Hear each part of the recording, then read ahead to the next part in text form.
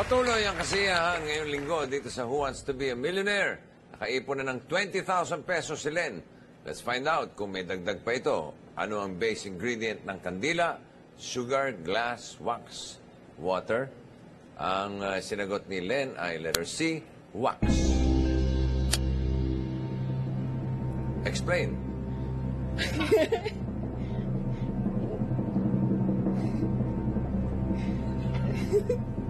I'm waiting for your explanation. Ay, naku. Wax is correct.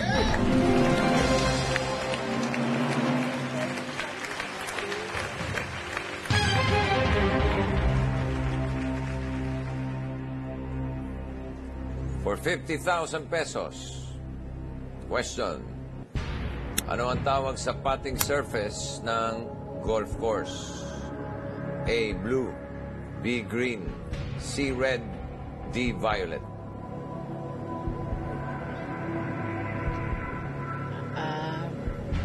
Bossing, pwede po bang mag-lifeline? Anong gusto mong gamiting lifeline, Len? People speak po. People speak. Okay, audience. Tulungan natin si Len. Ang tanong, anong tawag sa putting surface ng golf course? A. Blue. B. Green. C. Red. D. Violet. Yung mga nakakaintindi ng larong golf, magsitayo, please. Diyan sa mga nakatayong yan, pipili ka ng tatlo at aking kakausapin. Si Dance. Dance, halika, baba ka rito. Dalawa pa. Si Sir Rick po. Rick. One more. Tsaka po si M.I. M.I. Okay. Yung mga hindi napili, magsiupo na ulit. Dance. Yes, boss. Anong trabaho mo? Isa pong encoder. Sa computer ba yan? Yes, sir. Nakakaintindi ka ba ng golf? Yes, sir. Ano tawag sa putting surface ng golf course? Putting surface is green po. Green. Yes, bossing. Sigurado ka? Yes, bossing. Ikaw, Rick, Sir, anong trabaho mo? bali accountant, sir. Accountant. Yes, sir. Tulad ni Len. Kamag-anak. Alam mo ba kung anong sagot? Letter P, sir. Green din? Yes, sir. Bakit? Nakikita ko siya sa computer, sir. Usually, green ang tawag sa pattern, sir. Okay. Pattern surface. M.I. Tama ba? M.I.? Yes, bossing. Ano ba yung sabihin ng M.I.? Muhammad Ilaw po. Muhammad Ilaw. Ilaw. And estudyante ka, may trabaho? Public school teacher po. Public school teacher, ano tiniteach mo? Araling panlipunan. Okay. Anong tawag sa putting surface ng golf course? Just like the two others, be green. Ano mong ginaya mo lang yung dalawa? Hindi, bossing. Kasi gamer ako ng computer. So, isa sa mga madalas ko nalalaro is golf. Okay. Pwede. Ano, Len? Maniniwala ka ba sa tatlong ito? Dahil isa lang ang sagot nila. Maniniwala na ako sa bossing sa kanila. So, ang sagot mo ay letter? Letter B, green. And is that your final answer? Yes, bossing. Final answer na po.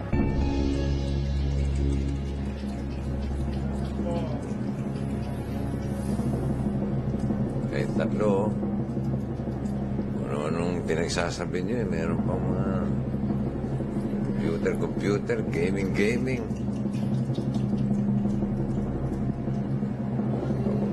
Bakit? Ano ba naman? Ano to? Ano nangyari? Alam niyo ba kung ano mangyayari? Maghahati kayo sa 20,000. The green is correct. Thank you, Dance, Rick, and MI.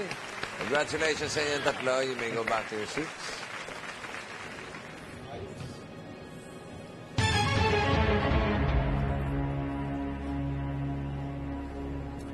May dalawa ka pang lifeline na natitira, phone a friend, and 50-50. And hopefully, pag inabot mo yung 150,000, dagdagan pa kita ng isang lifeline, okay? For 70,000 pesos, narito ang tanong, Len. Sino ang kumanta ng Lazy Song at Billionaire?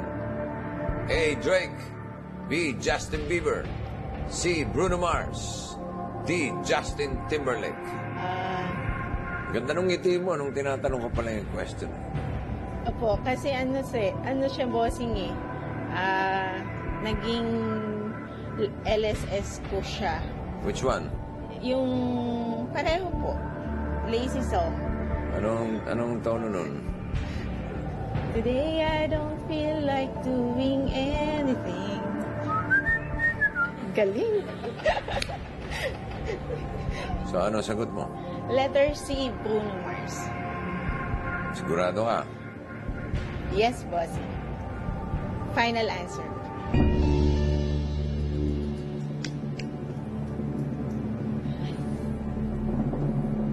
Ma-shoot kaya ni Len ang tamang sagot? Malalaman natin kung tama ang final answer ni Len sa pagbabalik ng Who Wants to Be a Billionaire.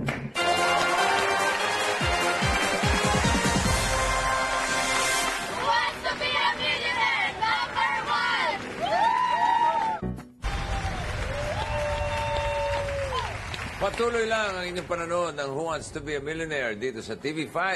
50,000 pesos na ang laman ng money tree ni Len. Alamin na natin kung ano ang tamang sagot sa tanong na sino ang kumanta ng Lazy Song at Billionaire.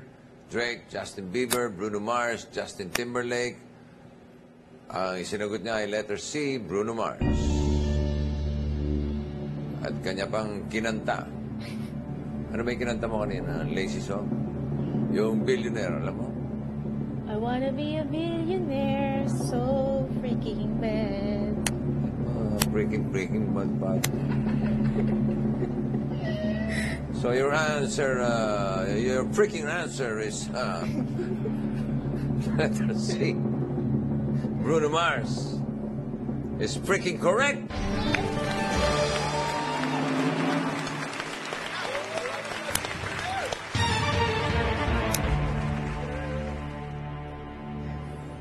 For 100,000 pesos, narito ang tanong, ano ang pinakamataas na bundok sa Luzon? A. Mount Makiling, B. Mount Arayat, C. Mount Banahaw, D. Mount Pulag. Bossing, pwedeng mag-lifeline po ulit. Pwede. Anong gusto mong gamitin? Phone a friend. Sino gusto mong tawagan, Len? Si Emerson po. Sino siya? Best friend ko po since high school. Si Emerson? Tawagan natin si Emerson.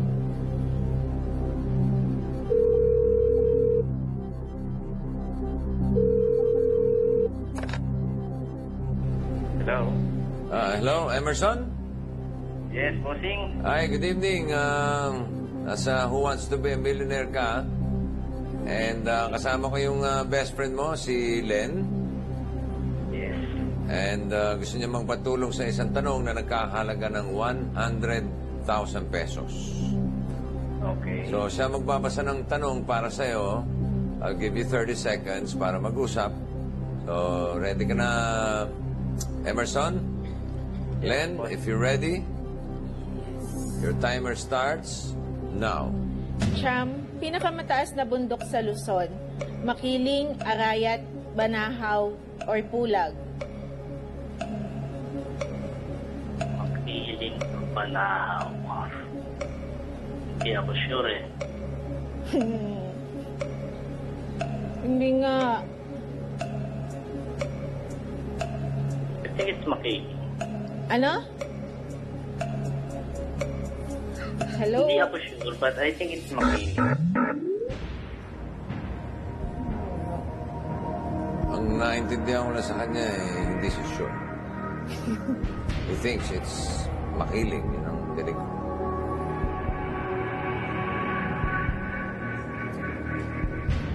Wala ka bang hilig sa mga bundok? Meron mga taong mahilig sa bundok. Ay, mga mountain climbers. Ang madalas lang na naririnig kong inaakyat is Mount Banahaw. Yun parang aim nila na maakyat dito sa apat na to. Ang tanong ay, ano ang pinakamataas na bundok sa Luzon?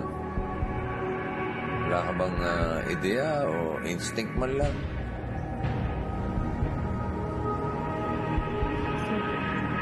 Sige bossing, gamitin ko na po yung 50-50. So, gagamitin mo na yung 50-50, Len? Yes, bossing. Alright, mawawala yung dalawang maling sagot. Tignan mo. Ang natira ay letter B, Mount Arayat, and letter D, Mount Pulag. Isa dyan ay nagkakalaga ng 100,000 pesos. Ano sa tingin mo? Letter D, Mount Pulag. Sure ka na dyan? Yes, bossing. Is that your final answer? Yes, bossing. Final answer na po.